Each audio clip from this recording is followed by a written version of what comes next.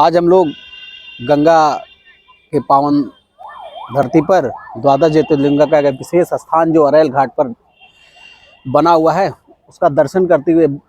गजब दैदीप्यमान और अलौकिक दृश्य है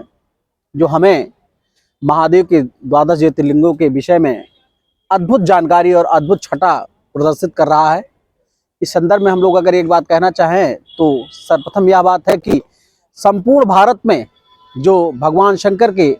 द्वादश ज्योतिर्लिंग का है उसका कहीं ना कहीं अद्वितीय नमूना यहाँ दिखाने का एक प्रयास किया गया है। गंगा की धरा पर, इस पावन धरती पर,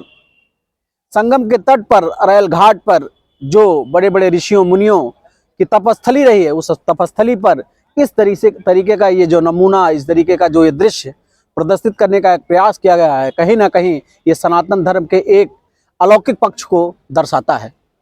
इसका एक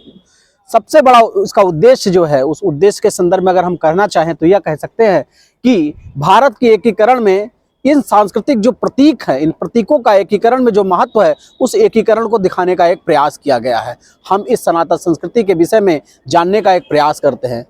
सर्वप्रथम इस बात को हम बताने का ये प्रयास करते हैं या देखने का एक प्रयास करते हैं। अद्भुत अलौकिक चित्र को देख के या मन में एक हर्षोल्लास उत्पन्न होता है कि जैसे जैसे हम सनातन के नज़दीक जाते हैं वैसे वैसे कहीं ना कहीं हमें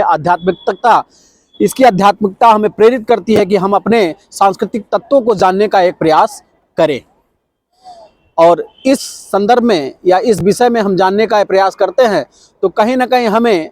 भारतीय संस्कृति की मिट्टी में या भारतीय संस्कृति का जो तत्व है उस तत्व में आध्यात्मिकता हमें प्रेरित करती है कि हम अपने आध्यात्मिक तत्वों को जानें। आप अपने मंदिरों, अपने सांस्कृतिक प्रतीकों, अपने धर्म ग्रंथों, अपने जितनी भी चीज़ें हैं हमारे आध्यात्मिक तत्व हैं उसको जानने का एक प्रयास करते हैं। उस प्रयास के संदर्भ में हमें जो हमारा प्रयास होता है या जो हम प्रयास करते हैं उस प्रयास में हमें कहीं ना कहीं हमारे जीवन में एक उदात्तीकरण की प्रक्रिया शुरू हो जाती है और इसी उदात्तीकरण प्रक्रिया के माध्यम से हम कहीं ना कहीं हमारे भौतिक और आध्यात्मिक मिलन का एक प्रयास हो जाता है। Thank you.